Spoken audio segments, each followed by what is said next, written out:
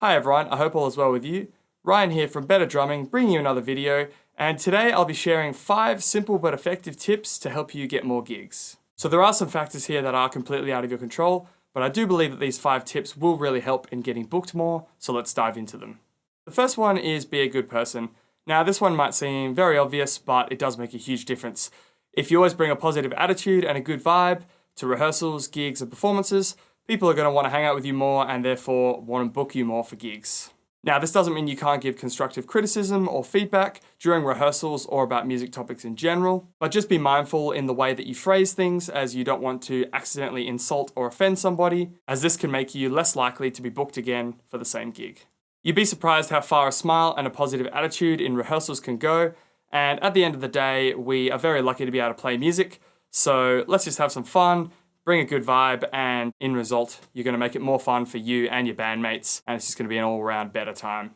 Tip number 2 is to always be on time. So this is another very, very important one, to always be on time for your commitments.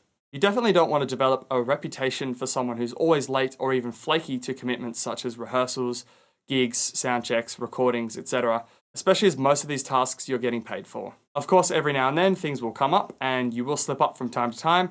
However, it's important that you just apologize and move on, and it's a rare occurrence versus most of the time you're doing this and always being late. Usually the day before or on the day of the commitment, I'll have a quick look in maps to see the estimated time it's going to take to get to my destination, add some buffer time, as you never know if there's traffic on the road or whatever the circumstances, and that way you will ensure that you'll get there on time. And remember, it's always better to be early and to warm up or have a quick look through the charts again or just hang out with your bandmates than to be late and to be in a big rush.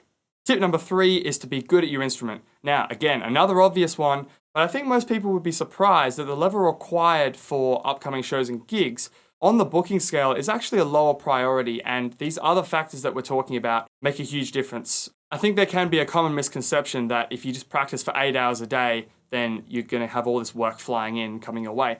And that definitely will help, so, obviously practice, but I think that without the other factors here, it won't guarantee that you get work. So it's an important part, but it's just as important as the other parts. With that being said, you obviously need to be able to play everything for the upcoming show and gig, so there might be some times you have to learn grooves, or you do have to practice, so obviously improving on these skills that you might need to use on the gig is very important too. I definitely recommend practicing every day and striving to push the musical boundaries and getting better at your instrument. I'm not saying that it doesn't count for anything, but I just wanted to stress the point that it's only one part of the equation and only one piece of the puzzle, I believe, for being an in-demand and often hired musician. Tip number 4 is learn the repertoire. This one for me is the number 1 most important piece of the puzzle, in my opinion, for getting booked again and again. And it's simply just knowing the repertoire and being prepared for the gig or show. Most people would rather book a slightly lower level musician who memorizes the songs and knows exactly all the cues and nails the pieces of music versus someone who might be more technically proficient but is, just kind of winging the songs and not catching any of the figures or whatever parts of music are required for the gig. So to be prepared, we obviously have to listen to the recordings. So hopefully you will get sent a song list. Just listening through these, and often as drummers, we might get charts or no charts that are just either slash marks or we just get a recording. So writing down the groove, I'll often write down the groove and the tempo in the top corner of the chart, as this will set up the vibe for the rest of the band. And just being prepared, you will develop a reputation for someone that will always check out the songs. You want people going around saying, oh, if you grab so-and-so on drums, they'll definitely check out all the tunes and smash the gig. I'm sure we've all had an experience where we've done a rehearsal or a gig and someone in the band hasn't checked out the songs and the band leader and potentially the rest of the band has been quite unimpressed. So this will not only lose trust with the band leader, but also all the other musicians involved in the project. So now not only is the lead person going to not recommend you for a gig, probably all the other members of the band are also going to not recommend you. So now you've got potentially up to 5 or 6 people that when someone says, oh, my drummer can't make the gig, do you recommend anyone?